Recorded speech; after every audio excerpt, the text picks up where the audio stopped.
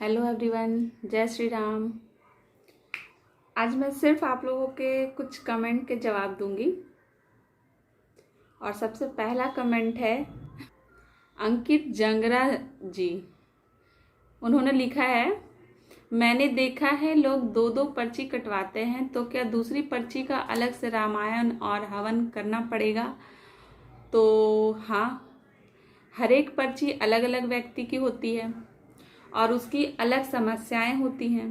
तो अलग समस्या है, अलग पर्ची है, तो गुरुजी अलग पर्ची में वो सारे नियम लिखते हैं और अलग अलग करनी होती है। तो रामायण और हवन लगभग सभी को ही करना होता है। दो पर्ची का अलग अलग लिखा जाता है, इसलिए क्योंकि लोगों का अलग समस्या होती है और अलग समस्या का समाधान भी अलग अलग होते हैं, है ना। इसलिए अगर अलग अलग लोगों के नाम से अगर एक व्यक्ति दो पर्ची कटाता है, ऐसे तो होना नहीं चाहिए ऐसे, लेकिन बाय द वे अगर आप एक पर्ची कटाते हैं, मान लीजिए आप दो पर्ची कटाए हैं और एक ही व्यक्ति के बारे में दो बार प्रश्न कर रहे हैं, तो वैसी स्थिति में गुरुजी दोनों की पर्ची का एक में ही कर देते हैं और उनको एक ही रामायण करना होता है। लेकिन दो पर्ची अगर अलग अलग व्यक्ति की है तो वो रामायण और हवन दोनों की अलग अलग ही की जाती है। दूसरे हैं सौरव कुमार जी। उनका कहना है, वहाँ अर्जी कैसे लगती है बताएं। तो वहाँ अर्जी का मतलब है हाजिरी लगाना, ठीक है। जैसे बोलते हैं ना, जो 5 अमावस्या करने के लिए, तो 5 अमावस्या लगातार करनी होती है, उसको ही हम अर्जी बोलते हैं, जिसमें अपनी इच्छा अनुसार कुछ पैसे जैसे 200, 500, 1100 के अर्जी पत्र जिसे बोला जाता है वो कटवा के और उसमें गुरुजी का हस्ताक्षर लेना होता है और इसको ही बोला जाता है अमावस्या अर्जी पत्र, है ना। और बाकी अर्जी लगानी है तो अर्जी लगाने का मतलब यही है कि आप ये सारे काम करते हुए एक पर्ची कटाइए। पर्ची कटा के जो भी 500, 200, 1000, 1100 जितनी आपकी इच्छा, वो कटाकर आप गुरुजी से सिर्फ साइन ले लीजिए गुरुजी से।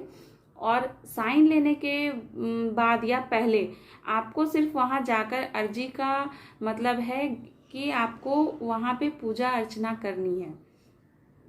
पूजा अर्चना में क्या करनी है, जो लोग भी वहाँ पे जाते हैं तो उनको जो हनुमान चालीसा, बालाजी पंडोखर चालीसा है, उसका 11 बार पाठ करना होता है और 11 माला ओम नमः शिवाय की करनी होती है। जो 108 मोती के होते हैं, रुद्राक्ष की माला से आप ओम नमः शिवाय का जाप किया जाता है, तो वो आपको 11 बार वहाँ, तो धाम में आपको 11 बार करनी होती है और आप जब घर आ जाते हैं तो आपको केवल एक बार ही करना होता है, ठीक है। एक भैया ने क्वेश्चन किया है, केवल अमावस्या पर जा सकते हैं या अदर दिन में भी जा सकते हैं? तो बिल्कुल आप अदर दिनों में भी जा सकते हैं। अब तो जनवरी से पूरे महीने गुरुजी देखेंगे, उन्होंने कहा है, और देख भी रहे हैं। पूरी मतलब 1 तारीख से 31 तारीख तक वो देखेंगे। लेकिन जो लोग अमावस्या करते हैं, जो 5 अमावस्या जिनको लिखा होता है, वो अमावस्या के बीच में ही जाएं। जैसे उनकी अमावस्या तभी मान्य होती है, जैसे मान लीजिए इस महीने की 10 तारीख को आप अमावस्या कर आए हैं, तो अगले महीने की वही उसी अवधि में 9-10 अवधि में जो अमावस्या पड़ेगी ना, उसमें ही आपको जाना है और अमावस्या करना है, ठीक है। तो ऐसा नहीं है, जो लोग अमावस्या करने जा रहे हैं उनके लिए ये है। बाकी जो दर्शन करने जा रहे हैं, सिर्फ पूछने जा रहे हैं, अभी फिलहाल पहली बार जा रहे हैं, वो पूरे महीने में कभी भी अभी जा सकते हैं। एक कमेंट अब्बास झा जी ने कहा है, मुझे ठंड और कोरोना के बढ़ते प्रभाव को लेकर जाने और आने में कोई परेशानी तो नहीं होगी? भैया मैं कैसे बताऊं, ठंड है तो परेशानी होगी और कोरोना के केसेस भी बढ़ ही रहे हैं, लेकिन पहले की तरह नहीं है अब। जैसे पहले मौतें हो रही थी कोरोना से, वो अब नहीं है।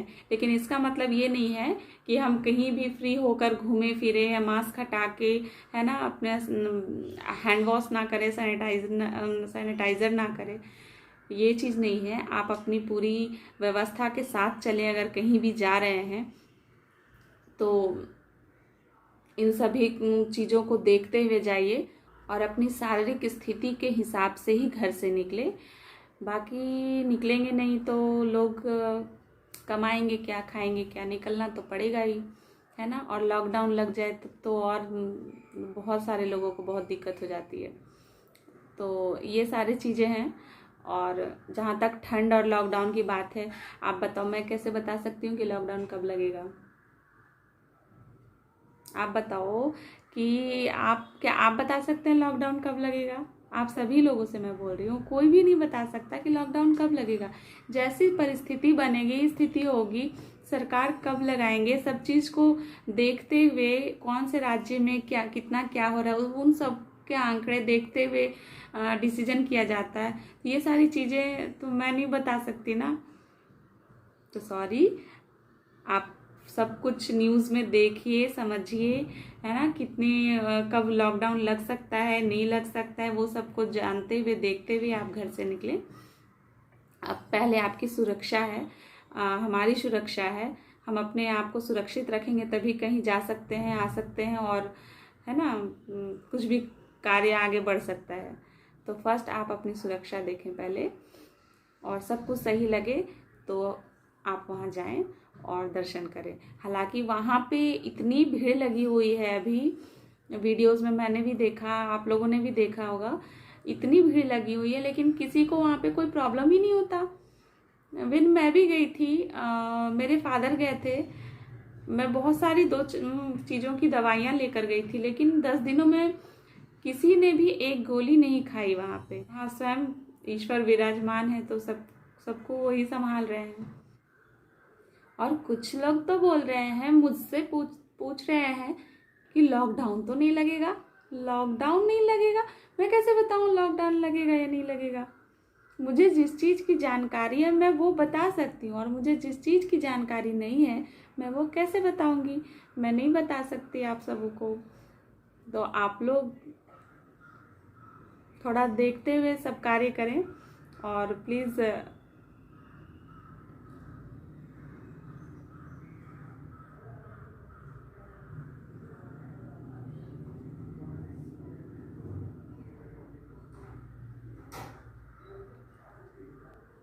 कुछ लोगों ने मुझे कमेंट किया, ये भी बोला, मुझे धन्यवाद कर रहे थे कि आपकी वीडियो देखकर, मैं ऐसे वीडियो तो बहुत पहले से देखता था, लेकिन आपकी वीडियो देखकर मुझे अच्छा लगा और मैं जा रहा हूँ, या बहुत लोग चले गए, पहुँच गए, तो उन सबको मेरी तरफ से मैं धन्यवाद देती हूँ कि मेरे ऊपर इतना विश्वास आप लोगों ने किया।